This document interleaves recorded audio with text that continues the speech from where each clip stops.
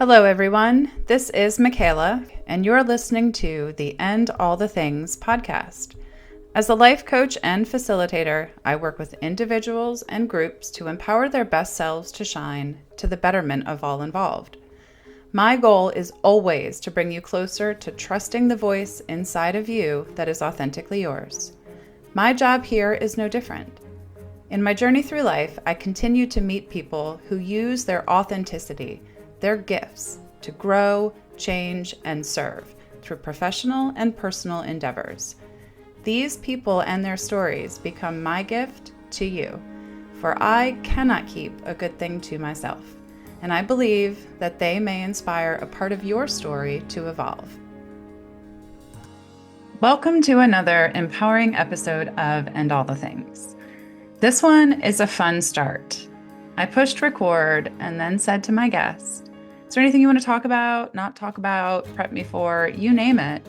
And she just rolled out a beautiful list of all the things I wanted to talk to her about in today's conversation. So we're going to jump right into the beginning.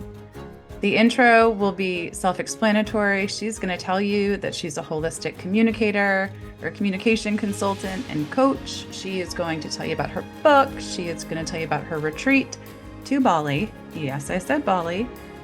And all the things. So without further ado, I'm going to let Tina Bakehouse herself tell you a little bit about her and all the things. If you enjoy this, please be sure to check her out. Check out her TED Talk, check out her book, check it all out because, man, I'm here to tell you, it is good. Please enjoy the show. It was a game changer for me, and you know that so much of this is in it for me. And if I need these insights, then my guess is someone else does too. So enjoy the show, and please, as always, make it a great day.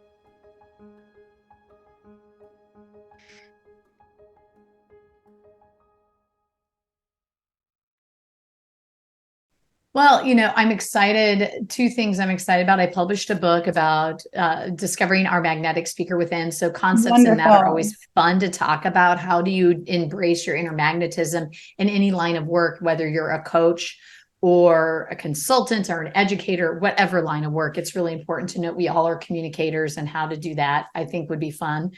And examples and stories and such. I also, and the book experience was such a roller coaster of emotions and a big ride. And that is still a ride, I think.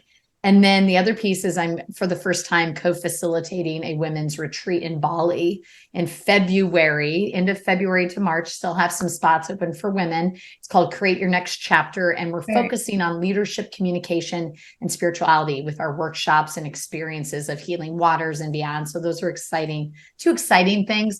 And I just feel too, the thing that's been in top of mind is also just exploring, what can we do to connect with self and others to best co-create cool things to happen, not only with our communication and how we see each other and hear each other and comprehend each other, but also from the standpoint of moving forward for great changes because change is on the back of mind, I think, for all of us.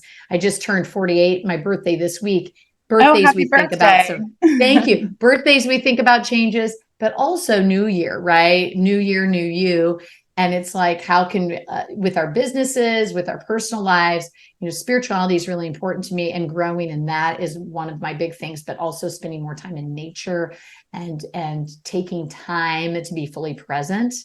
So I'm just throwing lots of things, but also I had a conversation today about introversion, extroversion, and I always think it's an interesting one to have because we obsess about it, but I think it's not as important as advocating for our energetic needs. So prior to communicating, it's tuning into what does the context require, and how do we take care of ourselves to show up effectively. So I know keynotes and networking deplete me, and so knowing that, I prepare ahead and afterwards to really take care of myself. I love that. And I think that you just gave us like the cliff notes of all the things we're going to talk about today. And I love you. I kind of want to use that just to start our recording, because you just went through so many parts of the human experience that we kind of don't want to touch on, right? Like we wait until New Year's to think about, who am I? What do I want? What do I want to become? Who was I? When we can do that practice, the spirituality piece is the doing it daily, right? And building in that practice and not saving it for January 1st when you're tired, exhausted from all the holidays that precede. And then you don't have the, the bandwidth, the prefrontal cortex gets tired and, oh, I think I'll just do nothing. Well, since I didn't do it on the 1st, I won't do it tomorrow. So Right. when the next piece that I love that you brought in was just the touching in with the voice inside, communicating who you are. And that means you actually have to ask the question, who am I and what do I want? And spirituality to me is listening to that voice within, right? Religion is one thing. Religion is its whole big thing. But spirituality to me is that, am I listening to the voice within? Is it the thing that's driving and moving and compelling me forward? Or am I going to silence it and wait till January 1st to think about who I want to be? Right. Like, let's just be in this human doing phase, and we'll be in our being in a month. Yes. That's it. Give me a few days of more bad behaviors to reinforce, not bad behaviors, but behaviors that don't serve. Okay. Right. Before I actually start the thing. So as you reflect on your birthday, and certainly the birthday is a time to reflect and look forward and look backwards. And then you know that New Year's is on its heels. What are you thinking about in your world today? In that new you, new year, new you, new birthday, new you. What's on your mind these days? For me, it's really, as we get, the older we get, the more like ourselves we become. And we recognize more about the importance of simplicity. Yeah. I found that for the last 48 years of my life, I have had this inner voice that keeps telling me to achieve, be perfect, please people, control things, right? And I know a lot of people can go to those places, right, with the inner musings of this judge, this critic that keeps talking. And I'm shushing her because I'm enough as just showing up as the being that I am and the essence that I am. And so I think that was something on my birthday. I got some really great alone time where I went on a really long, beautiful farm walk and took it in and saw the prairie grasses crystallize, because it was an early fresh morning here in Iowa where it's crisp and at the time only 15 degrees or so. Oh my. But what I did is that sun was beating down on me. I was taking in those rays and say, don't be thinking about the work that you should be doing and shoulding all over yourself. Be in this moment of this magical, mystical space and take it in, right? The other piece is the playful creativity part of, instead of taking my business and all the things, that being a great spouse, mother, friend, daughter, and sister seriously, be playful, have fun. I've been efforting so much. I'm in year 3 of Tina B LLC as a communication consultant and coach, and in a holistic way I work with my clients. And it's like, I need to take my own advice when I'm helping them balance their energy to show up magnetically in any communication context. My goal is to be more fully present, to be grounded. So I've been grounding more. And I actually walked barefoot this morning at 30 degrees and got my feet on the ground, right? And just set the intention for the day to show up with joy. And so there's a lot there, right, to unpack. It's a lot there. I'm like, wait. We got to pause because I have so many questions. Playing, yes, all kinds of things. Okay, so how did it feel at 30 degrees on the bottom of your feet? What was really, really refreshing. Okay. Crisp, poignant, like pop, I'm awake, I'm alive. And I just stood there for 15 minutes and had leaves sticking to me. And it was just but I took it in and I said, this is calming in such a unique way, but invigorating at the same time, if that makes sense. Yes. And Yeah. then when I went inside to my old Victorian home and walked in barefoot, I could feel the warmth of the wood floor and say, oh, I love this contrast. Life is about contrast and embracing it. Instead of saying, I hate the cold, wah. It's embrace it, get outside and find ways of getting connected to earth, because that's what we're meant to be. We are meant to have time in nature because that's when we're most heart-centered. And nature and the heart and the spirit are a big thing for you and your family, right? Yes. You have an ag art camp that I don't know if you still do, but that you used to do. You guys live on a farm. It's very natural in that way. How does that part of nature, has that always been in your spirit, the nature, or did you find it there? Was there little green acres? But what is that role of nature and food in how you perceive art and the science of it all? Oh, wow. So I would say I grew up on a farm, fortunately. So it was a great way to be Always in your raised. face. So I was barefoot all the time, loving outdoors and just green stained feet as long as I could be. And I always was fortunate enough to have two grandmothers who grew food in their gardens and a mother who did the same, canning, freezing, eating fresh. So I loved garden vegetables, and fruits and vegetables have been a part of just eating growing food, right? Mm-hmm. Well, I don't do ag arts camps anymore. I did do several of those, but I still had this really strong, firm core value of the essence of who we are to show up magnetically, to show up connected, is we must eat food that is rich in nutrients, that grows from soil, healthy growing soil, and sharing it with each other in a beautiful way, and taking time, not being rushed and running to the next thing or eating in our car with Right. wrappers and Savoring it. such. Right. Savoring it, taking time. The other piece is that art is a big part of me, the creative expression. And we are blessed. When I look out of the vista of my huge bay window in my office, or out and just go outside, I have tons of varieties of trees, the West Nishnabotna River, and a sandbar. And so I feel like nature has always been a part of me. And even friends know this. And I try to, even in business meetings, encourage outdoor walking meetings, even in the wintertime. Wear your long johns, let's do this. Because I feel as though the more our businesses are becoming virtual and sitting behind a computer and things of that nature, the more it's imperative that we as human beings need to fuel our bodies appropriately with great food and healthy water, but also getting outside and getting that beautiful, rich sunlight and touching the earth and hugging a tree and being in nature. It just is part of being more spiritual and showing up more effectively and impactfully. And when you slow down, and whether it's savoring the bite of food or hugging the tree, and just give yourself the pause, the what am I doing? Why am I doing it? What am I getting out of it? Right? Really being engaged and intentional in the moment. Now the tree isn't just a passerby. It's a thing with its own pulse and heartbeat, if you will. And there's a connection there. And then you can leave the tree and you can carry on your merry way. But for that moment, the stopping and smelling the roses idea really can change it.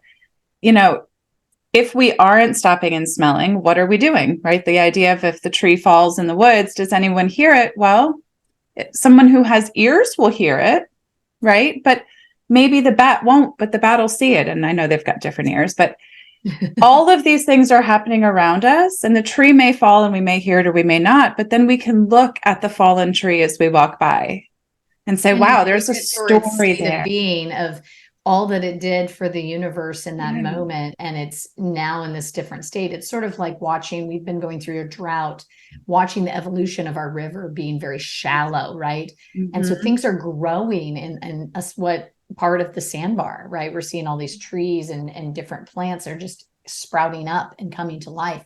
And it's embracing what is in that moment, that the sandbar is evolving because the environment is constantly regenerating different ways of being. And, it's sort of like when we lose a loved one, we kind of cling to the story, cling to the past. But what's really interesting with nature is it's always evolving, always growing, always alive. When you wake up in the morning, you see a sunrise. When you go to bed, prior to going to bed, you have that sunset, you have those bookends. And then in between, you hear the birds singing each morning. And there's that consistency of living in the country that I feel blessed, because it does remind me that even if there's sadness of what we as human beings label as sadness, we can find inner peace of being with surrounding ourselves with nature and taking what you say, that pause to tune inward, and then we can show up more connected. Mm-hmm. Mm. We got to pause on that and just let that hold for a minute, right? Because if we can slow down, we can connect with ourselves, other people, the divine, you name it. And even if it's just a moment of quiet, you get to connect with silence, and silence is a beautiful thing too. So all of this, and I'm there's so many parts I want to go back to, but let's go to the here we are standing, right? I have been finding more ways to stand in my day-to-day, my coaching calls. I'm usually walking around. I've been figuring out how to do online workshops while standing, but I've been doing my podcast while sitting. And I literally am buying like footrests and back props to keep myself comfy. And you were like, well, just stand up. So here I am standing for my first recorded standing podcast. I love that you yes-anded me. That's awesome. I mean, it's, like here we are, right? Why not? Why not try it? And I'm like loving this. I feel so much more open, so much bigger. How is that the work you do? Is that where you go in and you say, for me, I ask the question, what are you tolerating? Sometimes I need people to ask it in return.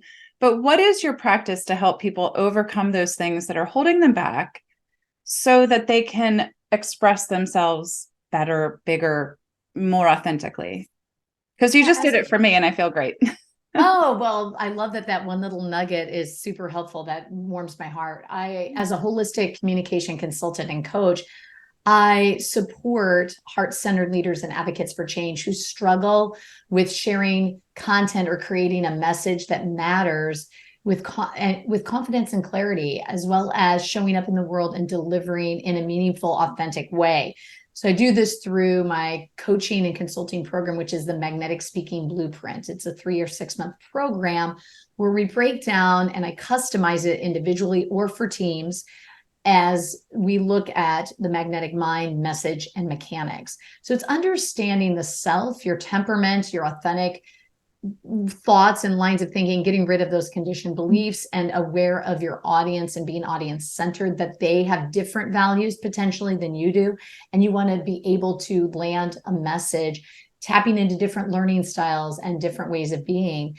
And then we go into the message piece where I teach organizational patterns, engaging storytelling and the beats of story, and how to hook and close with a strong way. And then finally, with the magnetic mechanics, it's vocal and physical delivery, your overall presence, because all of us have that ability to use our voice, this powerful instrument, as well as our bodies. And I love that you yes-anded, you said, I am going to stand, because I found virtually, I just started doing it and people started noticing that when I had presented virtual keynotes, I couldn't do it sitting. That was the first moment when I thought, oh my goodness, that would feel weird for 45 minutes to just be sitting and gesturing. So I stood, and same with workshops I do virtually, but even podcasts, as well as my one-on-one clients, a lot of times I stand, mainly because it puts your energy up. Yes. You're feeling bigger. You're putting out a posture that is more confident. It's lending itself to express, yes, with that big Wonder Woman. If you do that, if you know that Amy Cuddy from Amy Cuddy, I was just going to say, the Wonder Woman pose. Yes. Folks, we'll put that in the show notes, the link to Amy Cuddy's TED Talk. Yes, I actually got to meet her. I love Amy Cuddy. Yeah, I met her and bought her book. Yeah, so I totally recommend reading her book, Presence. It's very interesting that it breaks down how to show up in a bold way. Mm-hmm. And I think a lot of times, like you said, that barrier, it's starting with where our mind is. You've always done your podcast sitting. Mm-hmm. Well, you could have said, not this time. There's too many things I need to do to change. But instead, you're like, well, let's do it right now. Let's try it. Let's give it a try.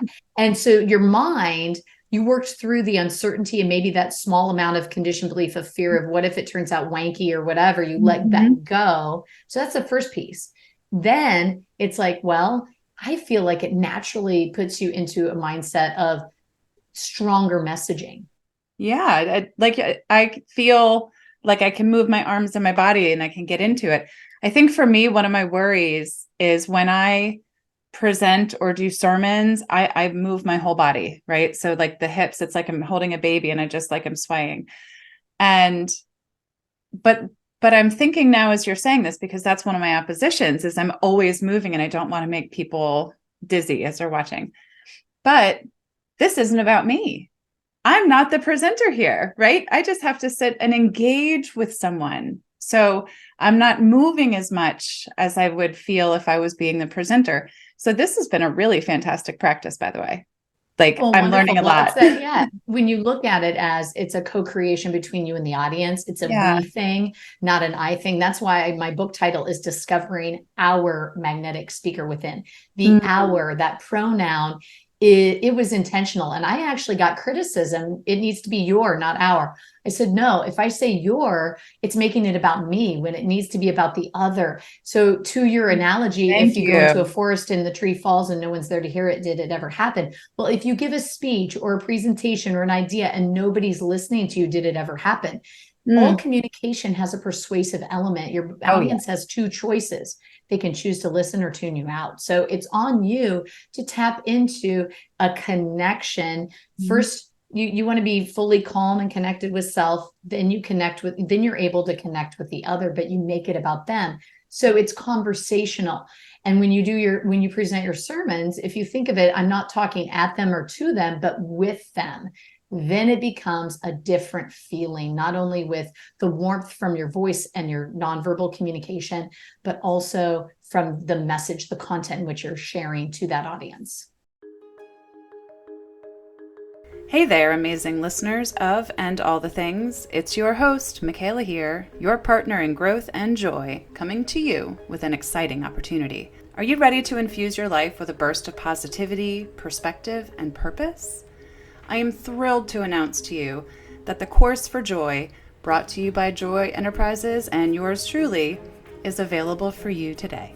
If this podcast has tickled your brain to think beyond where you are ready to embark on a transformative journey where you'll discover the boundless joy you deserve. Life surely can get hectic, and self-care often takes a back seat. That's why we've designed this 4-week self-guided adventure to seamlessly fit into your daily routine. So, in just 15 minutes, a few times a week, the enlightening video lessons, engaging workbooks, and open office hours will guide you through a journey of self-discovery and personal growth. As a special bonus, once you enroll in the Course for Joy, you'll receive an offer for an exclusive 50-minute live one-to-one coaching session to discuss your progress and where to go from here. We'll chart your course of joy together, celebrating your progress and creating space for your next steps. Are you ready to paint your life with vibrant joy and purpose? Head over to myjoycoach.com to learn more about the transformative Course for Joy. Let's amplify your joy and ignite your purpose together.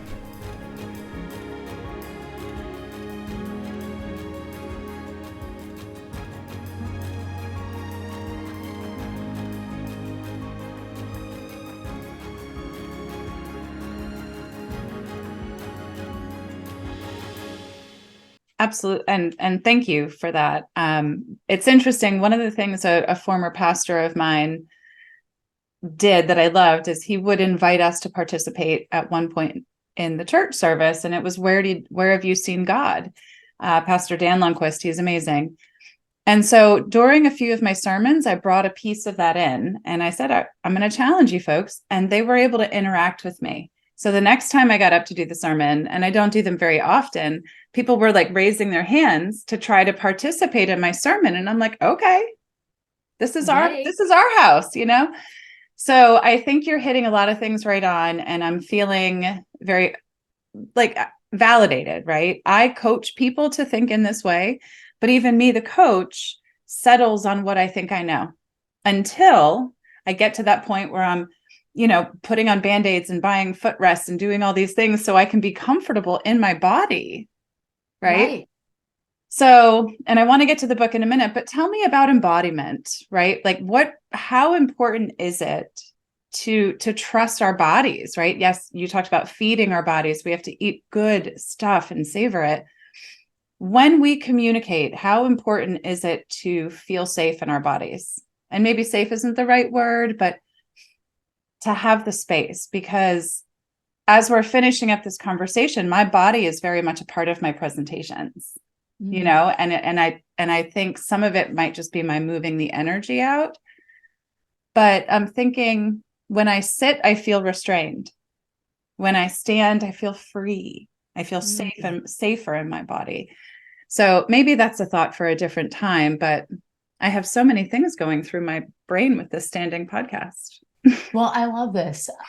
It's everything, right? Is the trust of self, the trust of your body, and you being self-aware to say, this is how I feel when I'm being seated. I know internally I'm a kinesthetic learner as well as an audible learner. I love a great story and metaphor that's audible, but I also am very much a mover and raise your hands if, sort of thing. So standing for me just makes sense. So I'm similar to you in that regard. It just is in alignment with how I am as a communicator.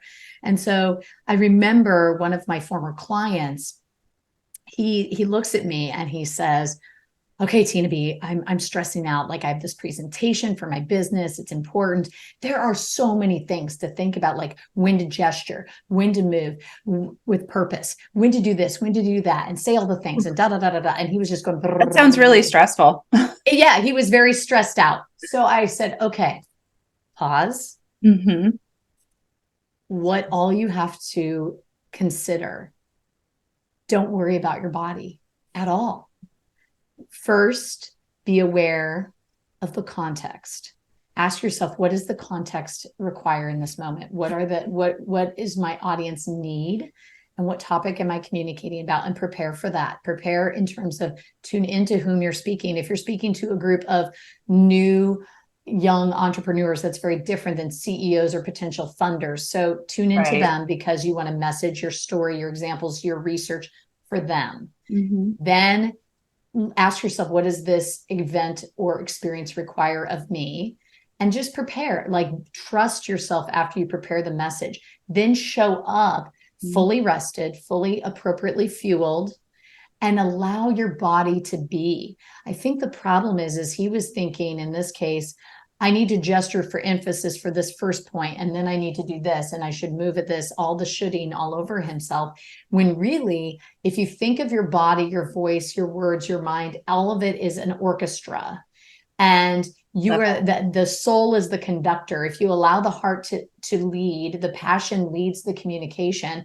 That passion guides you to the presentation preparation, the practice of it, and then the powerful pause prior to going into the group, and then just present it and present it with fervor, with love, with guidance, because it's about them. So if you make it about them, the audience, and you're in sync with your orchestra, the conductor, the soul will guide this very beautiful, melodic, harmonious composition, because they all work together. Your words, which is the text, your vocal delivery, which is any paralanguage or way of which you sound, but then also the physical piece. It all plays together. And that's where the trust comes into play. It's not believing or thinking you've got it, but being in the inner knowing. And that shows up, and your audience feels that, and they mirror it right back to you, and they want you to succeed. And if you believe that and feel that, you show that. Well, and again, I have 50,000 thoughts. My coach has also worked with me on that very same belief of, Michaela, you have the message. It's coming to you and through you. Just deliver it. They are showing up to hear what you have to say, and you have to believe that. And when I realized that I didn't have to be perfect and hit my cues and get all my, it got easier, because take it or leave it. I was prepared. To your point, I gave myself solid conditions to demonstrate my preparation, like eating well, sleeping well, thinking well, right? Doing the stretching, opening the body. And it got easier, right? But it's getting over that first. And I always think of, kids in their public speaking classes, and the stress and anxiety, right? So why do we put ourselves through that much stress and anxiety when it comes to public speaking in this way? We have inner critics, right? As I mentioned earlier, that just speak to us with loud voice. And it's this tape that plays, right? Because we judge ourselves very harshly. I think more times not, because at the end of the day, we want to look good to the outer public. And because of that, I think it can cripple us. It can impact the way of being. And so we struggle, I think, through what the mind is saying. And then that can influence head down, right? We become more heady and less heart centered. So if we can flip the switch, if you will, of acknowledgement, right? When we hear that loud voice saying, oh, you don't have this, you're not prepared enough, so-and-so does it better. I mean, I've even found myself going through my website, kind of tinkering with things, looking at other speaker coaches and consultants. And then it's easy to go, oh, theirs is so much better. But then I stop and say, mine is strong and it's me. And how can I enhance it more me like the unicorn and creative that I am? And not be someone else. You're a unicorn. Right? Because yes. I think at the end of the day, we want so desperately to be liked that we sadly, it all boils down to self-love and love of the essence of who we are, that we deserve the life, joy and contentment, happiness, because we exist, not because we achieve something, not because it's done good enough, well enough, or enoughness. We are because we exist enough and amazing, right? And I love getting to draw that out of my clients when they get all freaked out about how do I present this concept or new idea to my team, or how do I do a TED Talk or show up in a powerful way and an engaging way when I facilitate a workshop, or when I network, how do I tell my business story, whatever, how do I well, becomes so I-centered. If you focus on the we, it's all about the bigger, greater universe. Then guess what? The downloads come. And the fact that you had mentioned earlier of taking care of all the things, eating well, nourishing your body, moving your body, stretching your body, meditating to clear that mind. Then guess what? When we quiet the mind and we flow, we are going to show up much more powerfully and magnetically than if we're tired, stressed, and hungry. Right. And that's like, my parents raised me under the mindset of, well, did you try your best? Was it your best effort? And I think that's wonderful and beautiful because it taught me to do that. But I think we have to qualify that to say, did you also prepare to be your best in those conditions? Right. So on the test, if you get the C, did you try your best? Yes. But did you study even a little? Like, is it your best based on not studying?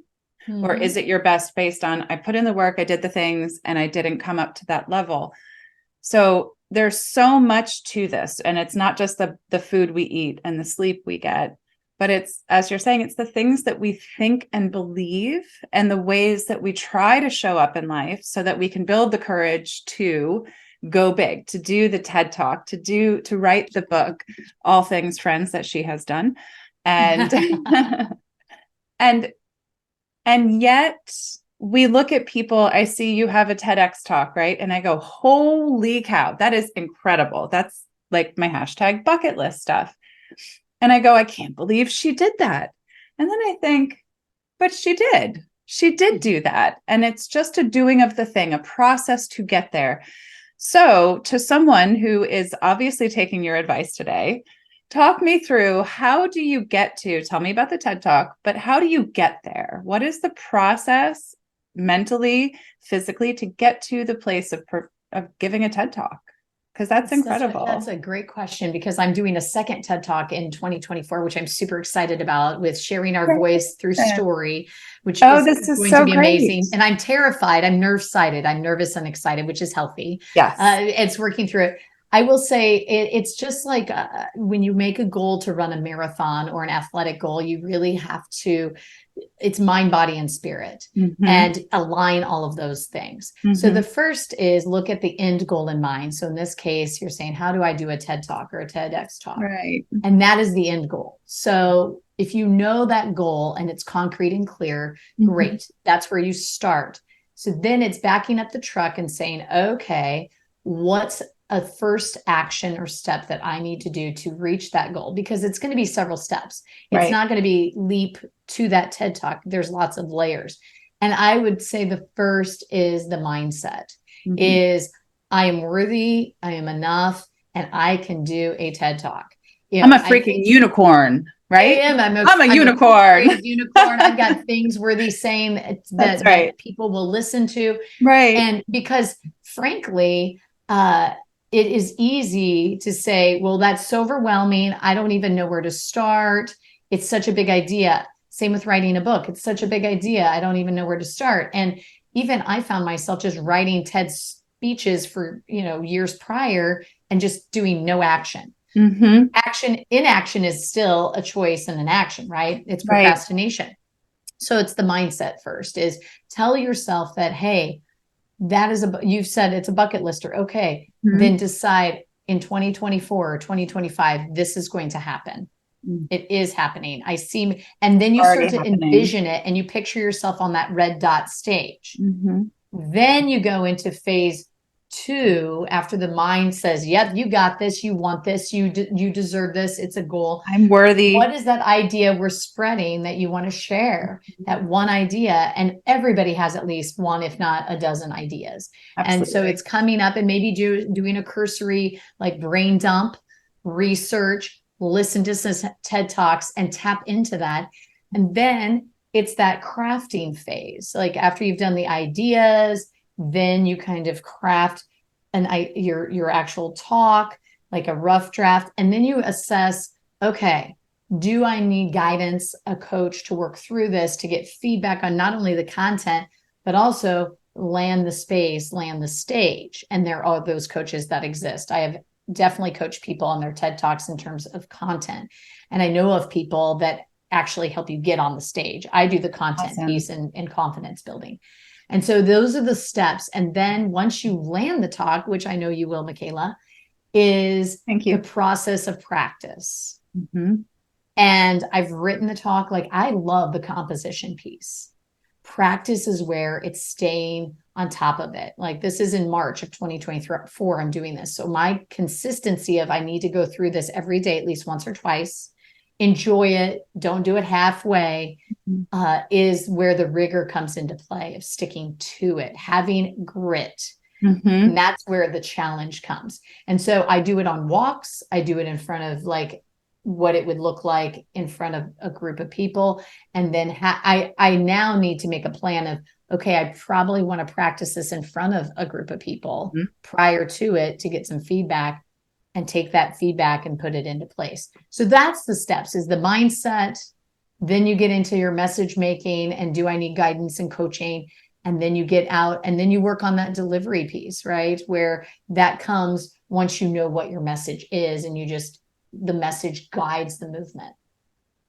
I love that. And that was very helpful. And what I love about that is while it's the approach towards presenting a TED Talk, wouldn't you say that's the approach to any big goal, right? Absolutely. You got to set it. With my book, it was so daunting.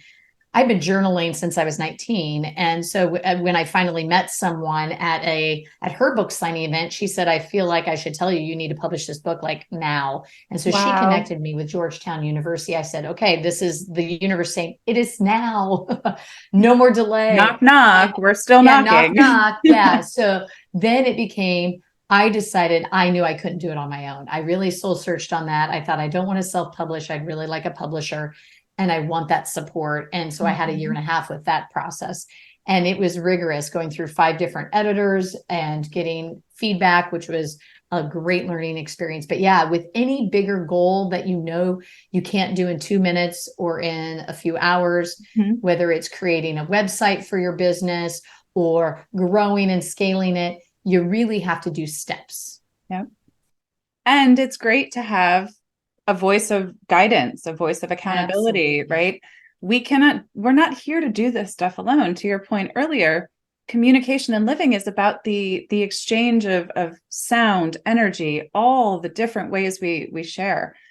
So what I want to touch into, Well, actually, let's stay here. Tell us about your book, because we've kind of been pointing towards it. And I think we're at the place. Tell us about the book. How did it, you just shared the editing process or getting to publishing. How did this book, aside from that woman saying today's the day, what did this book, how did it live inside of you? And then how did you bring it to life? And then share with us a little about what it is. Yeah. So I was that kid who sat in creative writing class in high school, Mrs. Brown's English class, and thought, I want to publish someday. I just don't know how to do it. So I kept writing snippets, little anecdotal ideas, thoughts and philosophies about communication. I've always been super passionate about oratory and story and presence and public speaking. And I knew when I taught, I did about 2 decades of communication and public speaking teaching, a good chunk of that at the collegiate level, that I really felt this is what I'm passionate about. Effective communication is essential to make change happen. If we don't talk about it, change will not happen in mental health, ag, whatever that topic is or issue. So I just, starting when I was in high school and even younger, I had journaled, but when it was really focused on communication, it was more my freshman year of college and beyond. And I found that after that conversation with that woman, I'm going to visit all those journals. So I literally, the summer of 2022, opened up those journals and page by page read and started to highlight and post-it note, this might be worthy of putting into a chapter. And it was very cathartic and very interesting journey of going back to what was I thinking, feeling in my late teens and 20s. I'm 48. That was a long time ago, nearly 3 decades ago, right? And so that was really interesting. Plus, I then started to brain dump into chapters these ideas. What I found too through this writing process is my insecurities. It is a very vulnerable experience to write a book, because for the longest time, probably, oh my goodness, so I started the process with this publisher in September of 2022. An editor actually said to me in May of 2023, you need to acknowledge that you are writing a book. And it made me laugh. I thought, oh my gosh, I just kept saying I had this writing project, which is completely like, it could be an article, a blog, whatever. A book is much more daunting and big. And I thought in the back of my mind, it was that mindset of what if you fail, if you don't follow through? So if I say it, I have to do it. It was freaking me out. Well, I was at that point where it was getting closer and closer. It was going to publish and people had pre-ordered books and things like that. So, and she even at this point looked at me and said, you've done some incredible research. You have some incredible ideas, but you need more of you in this book. This is May 2022, and it needs to publish by October. I'm going, so it's that vulnerability. Right? Yes. So I flushed out and cut some of, I mean, it's still got a lot of rich resources. You look at the annotated bib in the back, you're like, whoa, because I wanted a rich resource to help people on their journey with stories and strategies and examples, as well as exercises and reflection questions. But what I did more of as this journey is acknowledged my insecurities as a communicator. Holy kerboppel. That was like an aha for me of I get terrified. In fact, I was asked to do a storytelling event in June of 2022. And I said, I best do this and go through the process and document it and share it with my clients. I loved writing the story, even practicing it. But when I got on stage, I was terrified. And when I saw my husband in the audience, I was like, is he judging me? I hope I'm awesome. I felt the feelings of that all my clients have vocalized, and it became real to me. And I thought, well, this is interesting. And it helped me recognize taking care of myself energetically is extraordinarily important, and working on those inner sabotaging thoughts, those conditioned beliefs of you can't do this, so-and-so's better, blah, blah, blah, that we say to ourselves that can really affect and impact us. So I would say this book is a heart-centered, just vulnerable experience to support any heart-centered leader and advocate for change who really wants their message out in the world to be able to communicate with a stronger mindset. And so that's the first piece of it's mind, message, and mechanics. And I go into temperament, understanding who you are, your authentic versus conditioned self, which is a psychotherapist aspect and psychology of it, as well as communication style. awareness of all that, and that your audience has different ones and you have to communicate to different. Then it's strategies with storytelling, with hooks, how to close, how to organize. Are you more random or sequential? What is your preference? And that we as speakers have the responsibility to select and organize information and arrange it in a way that's meaningful. And then finally, the mechanics, that presence. How do you do so? It's letting go of the inner critic, as I've talked about, but doing more of that yes and improvisation. I have a whole chapter on how practicing improv gets you there faster, because it really gets out of your head and into your heart. I have a whole chapter on forgiveness. Forgiving others and ourselves makes us more magnetic. And then it's the practice, having a speaker ritual and embracing that. So the book is really a rich resource that my goal is people carry it around with them, that they write in them, because at the back have questions to really, and exercises for you to apply in every chapter. That is awesome and super important, because what we ignore sometimes is that even if we're not presenting on a stage, right, as a event, every engagement, every encounter we have, we are presenting ourselves, right? Sometimes it matters, sometimes it doesn't. But to go back to an earlier point, everything is an argument. Everything is a persuasion. Everything is an exchange, a desire to compel or move something, right? Or for them to do nothing. And they could be very small examples to very big examples. But if we're not aware of how we're communicating and to whom we're communicating, and then there's also the what we're communicating. I thinking about, as you talk through this, our world today, 2023, we have a real communication problem globally, nationally, in our states, in our homes. And it's creating huge divides, right? Now, we could go into all kinds of areas of this, but when I think about communication, I'm going to say the wrong thing, probably more often than I care, right? Because I don't know, or because I'm not thinking. And what I want in that communication is for the other person to say, did you really mean that? Do you want to try that again? Or can I educate you a little bit? But we forget that we're in this dynamic exchange and that we're just humans. And sometimes we drop the ball a little. So when we look at the global picture, what advice can you give us about communicating challenging topics and problems, whether it's diversity or politics? Because we're all struggling with this today. I will say, I will make the wrong comment unbeknownst that it's hurtful. I will misinterpret what people say, and the world is struggling because of that. Do you have any advice there? I do. I can't help but go back to 2014 when I had the opportunity to tent in the Serengeti in Africa.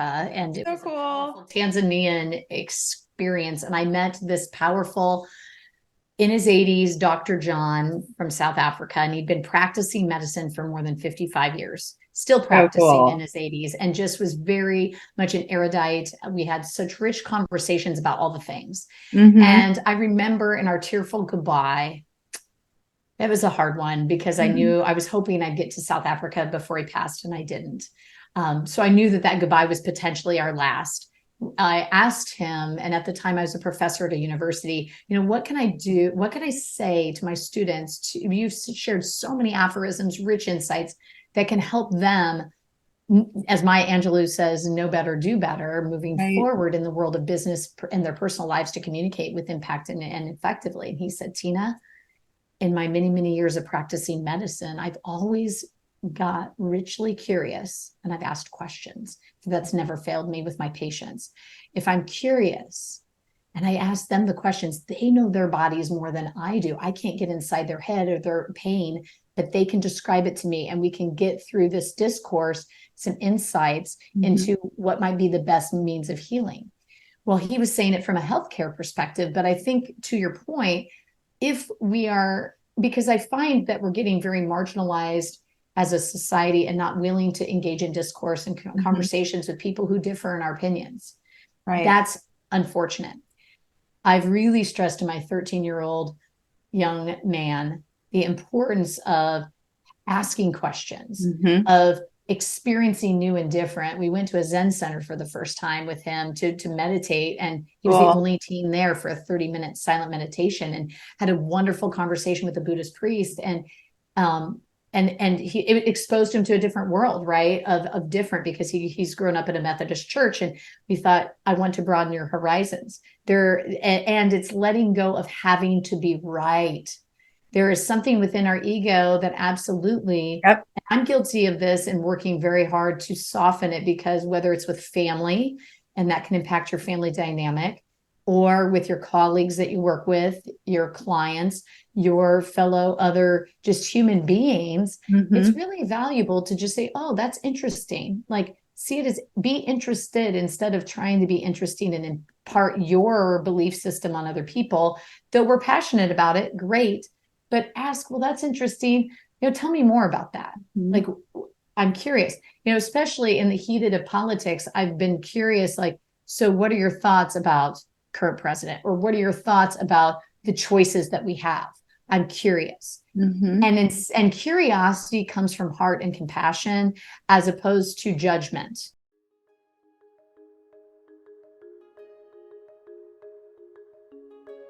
Hey, hey, my lovely listeners of And All the Things. Remember that incredible episode number 21 with my dear friend Ella Majors? Well, we have got thrilling news for you. I am very excited and honored to join with Ella and her mission as an affiliate for her 22 Reboot program. Having gone through the program myself, I can attest to its ability to deliver results and growth, both personally and professionally. So here's what's up. You know, you have earned the accolades, you have done the work, you have achieved massive success, and you've conquered it all. But you've neglected the one asset you cannot afford to lose, your health. What if in just 22 days you could feel freaking fantastic? What if you could completely reboot your life and health, allowing you the energy, the clarity, and the drive to continue conquering the world? The 22 Reboot will get you there. After just 22 days of following this revolutionary transformation system, hundreds of successful entrepreneurs, including myself, have experienced massive, measurable results, all while making conscious, ethical, and compassion-based lifestyle choices that honor our planet and the animals who live here. It is time to disrupt your life so that you, and only you, can save it. So join the hundreds of people whose lives have already been changed thanks to Ella's expert coaching. Her coaching material, content, and direction aligns so beautifully with the work I do here at Joy Enterprises. The difference is she pulls in the plant-based and wellness factors that I don't have the experience for. So because I cannot keep a good thing to myself, I have to tell you about this. So if it's got you interested, please click the link in the show notes or reach out directly, and feel free to ask as many questions as you want, because you are worth it. It is time for you to commit to yourself, your body, and the planet in the very same way that you have committed to your business, your family, your life, and all the things that you've said yes to. And let's do this. Yeah. And I think people feel that. Don't do fake curiosity. Well, that's interrogation. That's manipulation without integrity. That it has to be. And I like, I'm standing here like teary-eyed and chill bumpy because number one, I love Dr. John. Was that his name? Let's hold him for a moment and thank him, because obviously the work that he did in all those years is beautiful, but what he shared with you, we can't be right if we know that there's more to learn. I'm right for right now with what I know today, right? Right. But I know that there's always more to learn. So my curiosity is truly genuine. Sometimes it could be a little snarky, like, I'll admit, my husband will tell you, like, well, right? Did you know that? Or, yes, right. Listen, we're human. As we can be playful. We can be playful. We can be a little sassy. But again, am I aware that I am communicating in this way? Do I know that I'm being a little snarky, or do I think I'm being a saint? Right. Right. that self-awareness, because I want to be curious. I want to know more about you. This whole thing is understanding people and then sharing it. So his advice that you've chosen to take and adapt to so many other layers. I mean, I've done sermons called Stay Curious. It is a I love pivotal it. piece. I've got it posted up over my house. And if we stay curious, there is no right. There's only, this is what I know today. And I'm going to talk to Tina B, and she's going to tell me something more. And it might contradict something that was right for me before. But I Mm-hmm. get to choose. I get to fathom out, do I agree with this? Does this fit me today? But it goes back to, I'm not going to wait till January 1st to check in with myself and to ask Right. myself, is this working for me? Is this the thing? Am I right enough? What else do I want to know? So therefore, if I make a mistake and I say an ignorant comment, what I would love is for people to be like, so did you really intend for it to be like that? Or, can we talk about that? Or I'm seeing you're reacting differently, because it's okay to have those conversations. Because if we Right. don't, we've gone from persuasion, everything being a persuasion, to being an argument, to being a Right. combative, And I divisive. mean, obviously, and I think it all comes down to intention. What is your intention? Is it, if we come with the intention to connect with another human being? I remember, and this was a long time ago, pre-pandemic, where I was at a meeting and one of the individuals there said that they set up coffees with people that they knew had different viewpoints with them, to Mm-hmm. just have those conversations and to say, let's just have a meeting of the minds. And it came Yep. with that heart-centered, compassionate means of curiosity, and had a great experience to and they talked religion, politics, the hard things that a lot of people are like, nope, tippy toeing Yep. around that. We're not going to talk about that. And I think that's unfortunate. I mean, we live in a very free country, and freedom of speech, that's one of the things, That's right? it. And what we say and how we say it truly matters. It can not only change the landscape, change a life, but change the world. And if we can express ourselves in meaningful ways through story, through clear strategy, but also from a space of that it matters to me, Mm-hmm. if it starts there and then you can bring it out to others, then it will matter to them. But you have to come from an intentional, clear, very conscientious of the other kind of space, and getting good with different. Yeah. Different to me, it's like, do we really want to eat bland soup every day? No. Nope. I'm excited that I have the ability to make a really lovely seasonal butternut squash vegetable soup one day. The next Mm-hmm. day, I will do a really inspired salad with fresh fruits of the area, etc.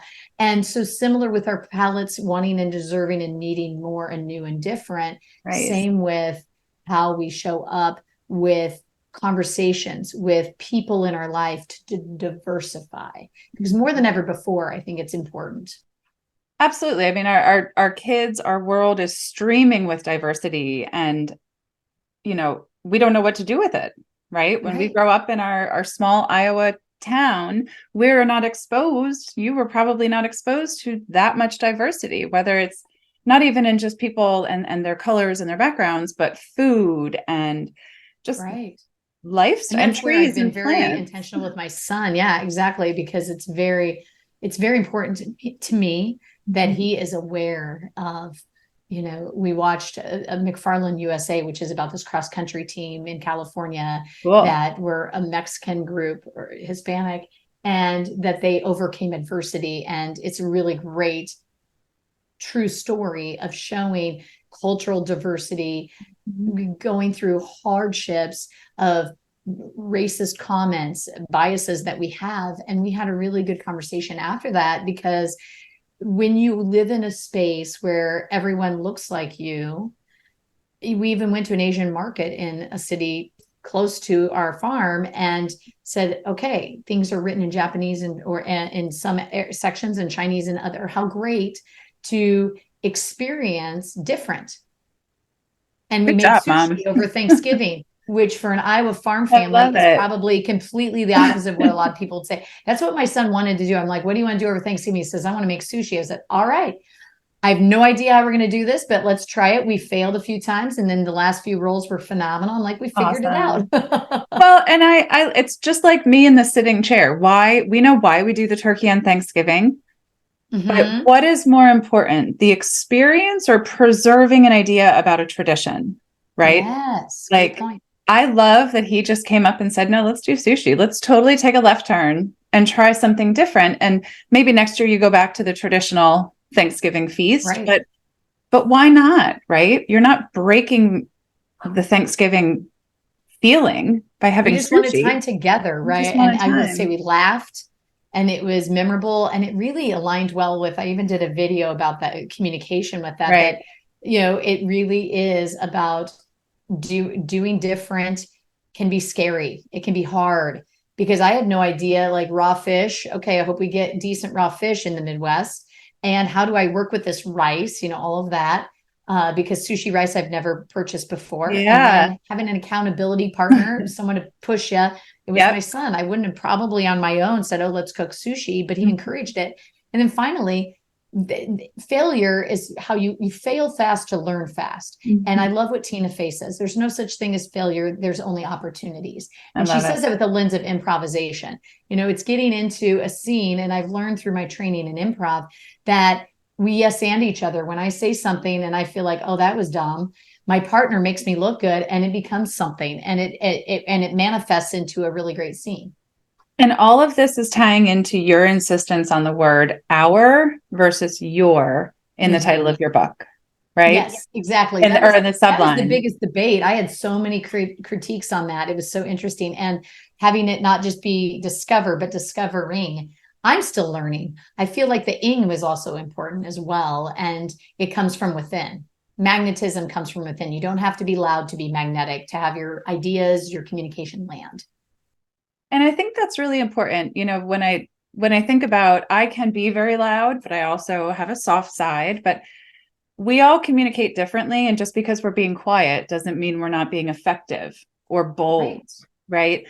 Um, so I love how you're in the work that I do, it's about finding the gift within the individual and helping them to bring it forward in all their different ways, right? Whether it's boundaries or health changes or mindset changes, and it's usually all the things. But I love that your goal here is very much the same, to give us the power, the tool with this mechanical part of us, this body, connect it to the mind and use it to help us get closer to our goals. Yeah, I think it's so absolutely. powerful. And I want our kids to get a grip on this and to understand in this world of social media and ever present observances, how are you putting yourself out there? How are you I communicating? put myself out there. I have a website called tinabakehouse.com, and on there it has my blog, my book. You can purchase it there, as well as all kinds of just ways to connect with me. And then Mm-hmm. I have a YouTube channel, Magnetic Speaking with Tina B, and I post some videos on that, as well as I'm on LinkedIn, Tina Mm-hmm. Bakehouse, and Facebook. And I'll do videos and content to support people and guide them through this experience, because ultimately, my goal is to support other individuals with finding their voice, sharing their story to make those positive impacts in the world. I love it. And I cannot let this conversation go without going back a few years to your time at Disney. Can you please enlighten me about you and your role with Disney?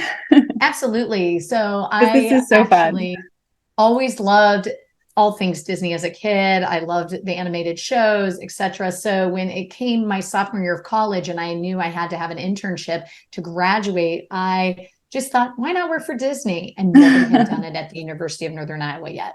So I Right. talked to my advisor and she's like, I don't know. Do you think you can do that and get in? I was like, yeah, I know I can.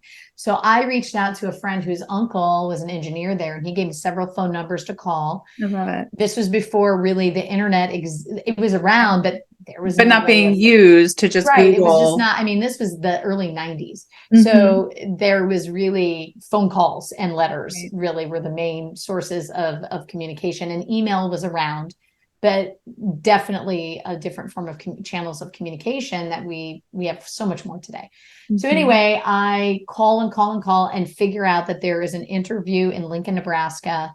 I'm in Cedar Falls without a car, which poses an issue. And I'm like, I'm going to get there. So I hitchhike a ride to Des Moines, Iowa, which is a couple hours away. And I convinced my grandmother on her birthday to, she and my grandfather, we have a lunch together, and they drive me to Lincoln. I do the group interview, individual interview, etc. And then they take me to my parents, who take me back to college that next morning.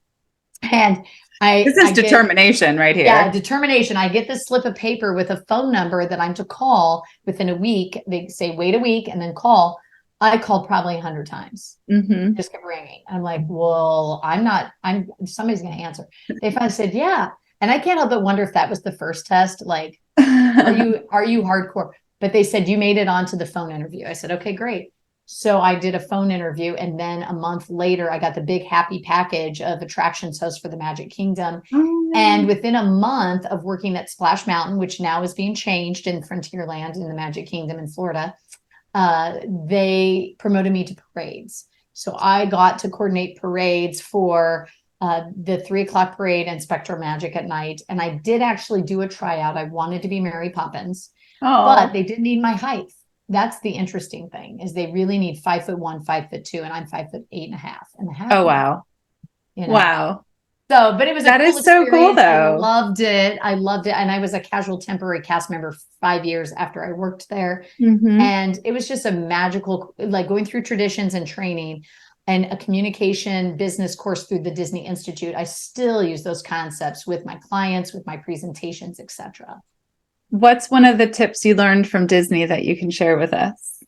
Absolutely. They had what was called the Disney Lookbook, which was really funny. I mean, they really said nonverbal communication is everything. And so how you appear, crisp, clean, but also eye contact. So you could not wear dark sunglasses. You had to have, people had to see your eyes. Your guests had to see your eyes. And language matters. They were not customers who came into the park, but they are guests. And we treat them as guests. And when you do that, it's a feeling that is different than just mere customer. And so their language choices, their ways of nonverbal communication really, I think, set the stage for any business exchange. And I've been teaching that to my clients. And I know when I show up for keynotes and workshops, etc., it's very important to show up meaning business. And they said too, being on time is being late. So you had to arrive 15 minutes prior to your time and have your costume on ready to go, because you had to go through the maze. It was color coded and pop up to report by on time. Well, I mean, kudos to Disney for having all that together, even back then. I can't imagine what their logistics might be like today.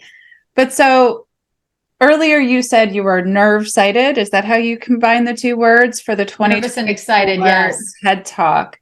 When I think about that story you just shared about the young girl who moved mountains to get to this audition and was forceful and determined, I bet you she was a little nerve sighted, or however you combine them also, right? Right. But I would say I was so determined to just get it. And I think that's such a great, thank you for paralleling that. Like, I think sometimes I bury that sheer confidence of the inner knowing. I mean, I think we all go there. The older we get, I think sometimes we feel more expectation we place on our shoulders of, well, I'm in my 40s. I need to be established. I need to look, feel, sound professional, make so much money, blah, blah, blah. Whereas at night, this was when I was 20, when I was doing all this, I felt this inner knowing that it's just going to happen and I'm going to do whatever it takes. Okay. And I think you just answered my question. My question was going to be, what advice would that 20-year-old Tina who's going for Disney give to 48-year-old Tina moving into 2024 that has big things, lots of energy? What advice would she give you today? I think it's the laser focus is the piece. Like, I feel scattered sometimes. I'm even in this space. Like, once I finished the book, it really helped me be laser focused on this really big project. So it forced me to be much more efficient with my time. So having a laser focus, I know that in 2024, I have this TED Talk. I also have some amazing opportunities to facilitate women's leadership workshops throughout the state of Iowa. And then I have this women's retreat in Bali. And so having that laser focus and that subconscious knowing that it's going to go well. and move mountains, like you say, and do whatever it takes. And so I love that you paralleled that for me, to channel that inner 20-year-old young woman that just did it. Yeah. Just did it. Yeah.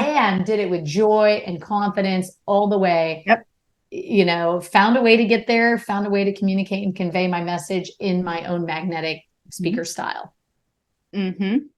I have all the feels for you. This is so exciting. And I love these conversations because to me, this podcast isn't about, you, the guest, me, the host. It's really a conversation where I want both of us to gain and grow and share, because I don't know what I don't know. Right. Mm-hmm. And you don't know what you don't know. And sometimes we need that person to say, well, what if you could, or what if it was like this, or what if you stood up? I'm loving it. Yes. Because you're standing up for yourself. It's like a great metaphor, right? You stand up for yourself. Yeah. And then we shine because we're freaking unicorns. And we are stars in our lives, right? Woo. That's right. So as we close up today, my last real question for you, I usually ask the billboard question about like, what would you want to put up? So feel free to answer that. But you've touched on my word several times of joy today. And I would love for you to share with us, what is joy to you? And when do you know that you're in it? How do you know joy? Because it's come up a lot, and I'm wondering if we can just highlight that. Wow. That's a hard question, honestly. I think because it comes from within, right? I feel positive psychologist Mihai Csikszentmihalyi talks about flow. And it's when you truly lose yourself. You have this perfect balance of desire to do the thing, challenge with a goal, and you're getting ongoing feedback, right? So it's like the basketball player getting in the zone, just swishing. And it's sort of like Michael Jordan in the 90s. He definitely was in that player zone. The flow was there. I found myself in that space when I'm doing an 8-hour training for Union Pacific, and I'm just connecting with those participants or facilitating a keynote, and they're with me. There's this dance of conversation.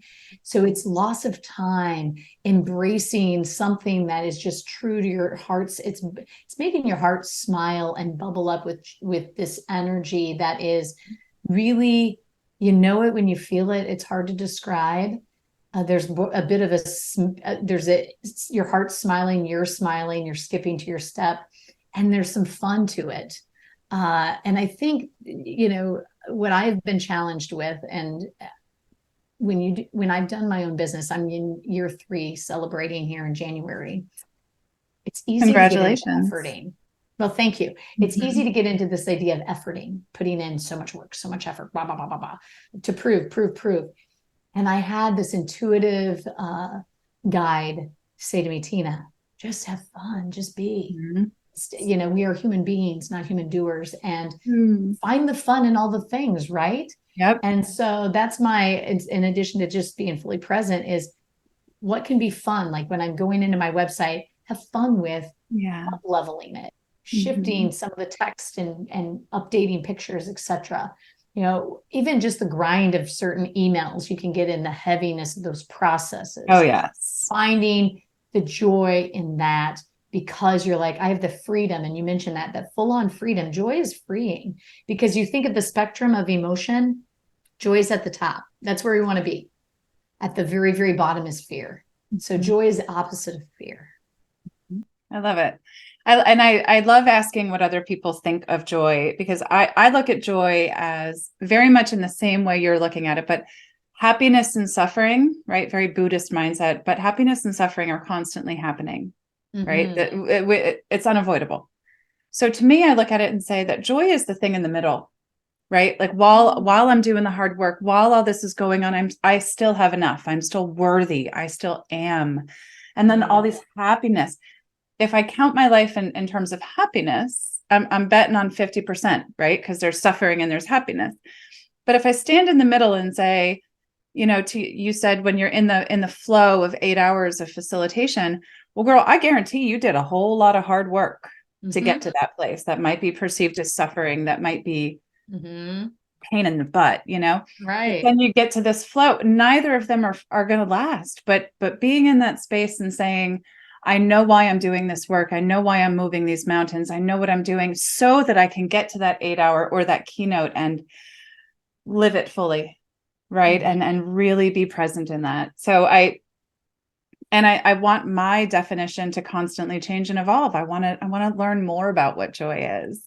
I love that you said it's in the center as the things, the ongoing suffering and happiness happens, because we can't be happy all the time, right? Because that's just impossible. Right. If the metric is happiness, we're kind of screwed, right? Right, exactly. 50%. If joy comes from within, right? And I feel like happiness is external more so. Correct. Like, oh, my birthday was happy because I got to color and walk and hang out and have an awesome dinner with family. Those were extrinsic things. If I just spent the whole day by myself, the inner joy of just being with myself, that's internal. Mm-hmm. And you're always with yourself, even when all those other people are around, right? So it's knowing that we're enough. We have what it takes to handle what comes our way. Right. And we can communicate what we need, so we can ask for people to come in, and we can appreciate the happiness, and we can appreciate the suffering. Not that we have to love bad things, but to say, what is this doing to me and through me and for me? And how can I grow through this to get back to that place of closer to happy, or whatever the thing may be. So I love that. And I think you very much hit on so many aspects of the things that we've discussed today. And I'm really, really, truly grateful for your time. We will link in the show notes your Bali retreat, your book, all those pieces. But for me, when I was an English teacher, and this is how we'll sum up, I did not become a high school teacher because I love education and testing and all of that stuff. What I love is the idea of giving people the tools to find their own empowerment, to empower the individual to their greatest self, and then go out to the world. And that remains my personal mission today. It was my philosophy of education, and here I stand. So when I meet people who see the value in education or in communication and base it on that heart-centered space, I can't help but grab a hold. So I am so grateful that we've been connected and that we've had this time to share together, because the more people that are giving these gifts to the world, the more we will all shine. So I thank you very much for that. Give us one more time your website before we leave today, or the best way to contact you so that we can get people feeling their communicative best. Well, thank you, Michaela. It's been a gift being in this conversation with you. It's Agreed. All of our conversations are just more to come. Rich. More to come. Yes. So my website is tinabakehouse.com. That's Tina, Tina, Bakehouse, B as in boy, AKEHOUSE.com. You can just get on my website, access my newsletter there, contact me there. As well as my email is TinaB as in boy at tinabakehouse.com. So those are great ways to connect, is my website, tinabakehouse.com, and emailing me at TinaB at tinabakehouse.com. I love it. Well, Tina B, I hope that wherever you're off to today, you go be so fabulous. All of Iowa and the whole world can't stand it. And I thank you greatly for your time today and the beautiful light you shine on our world. So thank you. Thank you so much. And to everyone else, make it a great day. And that's it. Woohoo! And that's a wrap on another episode of And All the Things. If you enjoyed today's show, please like and follow on Apple Podcasts, Spotify, and YouTube. If you really liked it, please go ahead and rate it. Then think about who in your life might also need to hear it and any of the other episodes we have shared. Then share it with them. When you find something meaningful, something valuable, you've got to share it and pay it forward to those you care for. Thanks for joining us, and follow along on Instagram at MyJoyCoach to see more of me, your host, Michaela Burdyshaw. And as always, make it a great day.